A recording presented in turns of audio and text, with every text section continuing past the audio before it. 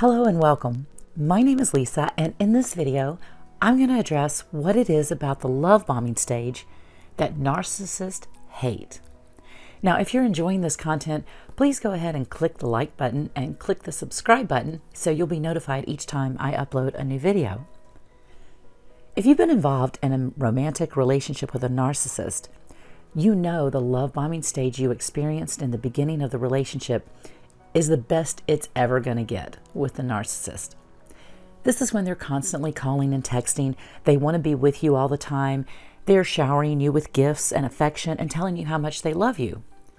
So for the victim, this is wonderful for a while. This person feels amazing, and the victim feels like this is the person of their dreams, everything they could ever want and more. But for the narcissist, this stage is experienced very differently. Now, at first, the narcissist is truly infatuated. They're not in love. They're just fascinated with their new toy, their new possession. And for a brief moment, they do enjoy that infatuation. But that quickly goes away before the love bombing stage even ends. However, they have to continue their love bombing in order to keep you hooked until they have you fully invested in the relationship.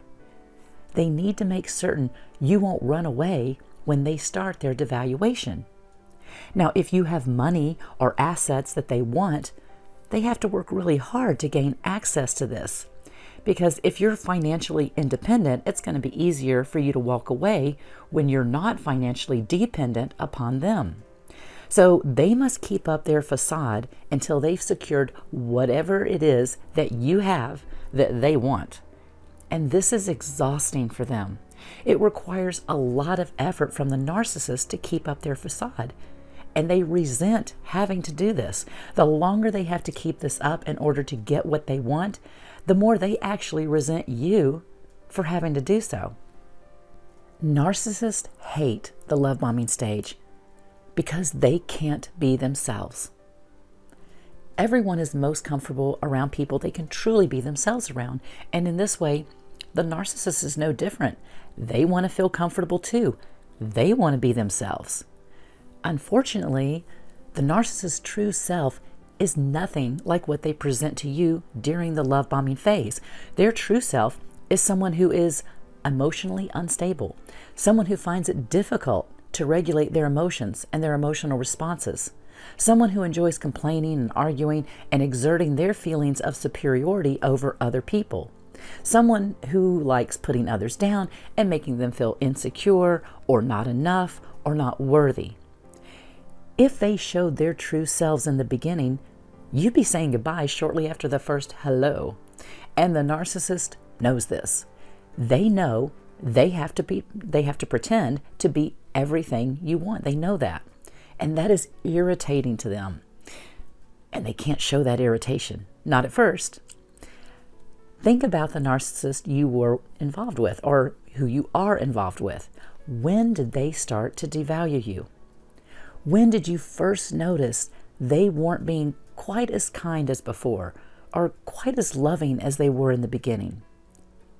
Now, it may be hard to pinpoint that exact moment because the narcissist starts to devalue very slowly, very subtly, and they're looking for your reaction to this. Maybe they made a snide remark. Maybe they made a joke at your expense and laughed it off as just teasing. Maybe they raised their voice at you, not screaming, just raised their voice. They are testing your boundaries. They're trying to see if they can get away with their behavior. They're trying to find the threshold of what you will tolerate and what they can get away with. If you stand firm on your boundaries and you call them on their behavior, one of two things will happen. They will back off and they will go back to the love bombing for a while to reel you back in and reel you in further since they haven't ensnared you well enough yet. Or they will end the relationship because you're proving to be too difficult for them to ensnare. And narcissists are lazy when it comes to relationships. They don't want to really have to work that hard because it's easier for them to just go find someone else that's easier for them to manipulate. Now, if they test your boundaries, and you let their behavior slide, and you make excuses to yourself for their behavior, they know they've got you. And the devaluation will continue, and it will get worse. Each time you forgive them or excuse their actions, the devaluation gets worse.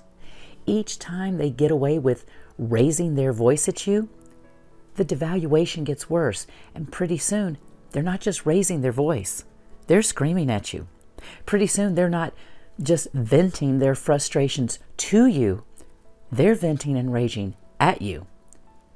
Pretty soon, they're not just making snide, backhanded comments or jokes at your expense.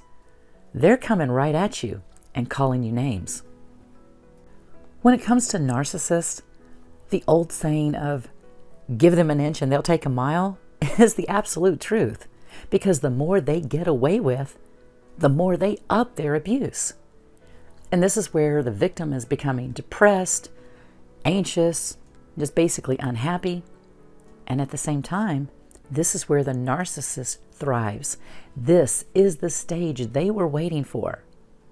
Once the relationship moves into this stage, the love bombing is over.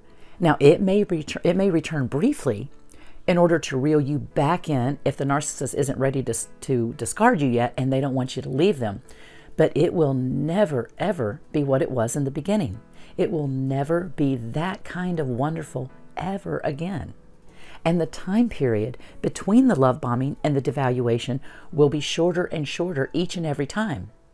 Eventually, it may go away altogether, and rather than periods of devaluation followed by some love bombing, it will be periods of devaluation followed by a period of reprieve from the abuse.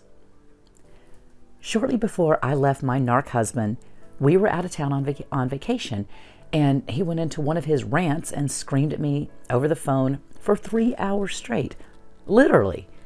Now, a few days later, he took me to a 5-star resort hotel, expecting a romantic time with me and acting confused as to why I wasn't feeling it.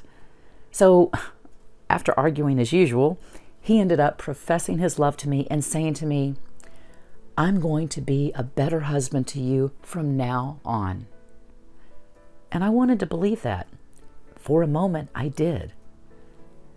But less than 24 hours later, he was back to his usual behavior. There was no change. No change ever took place. And this is how the abuse cycle goes, over and over, until someone leaves. And I'll be addressing more about the love bombing stage and what that looks like in my next video, so be sure to stay tuned for that. Until then, thank you all so much for listening, and may your day be blessed.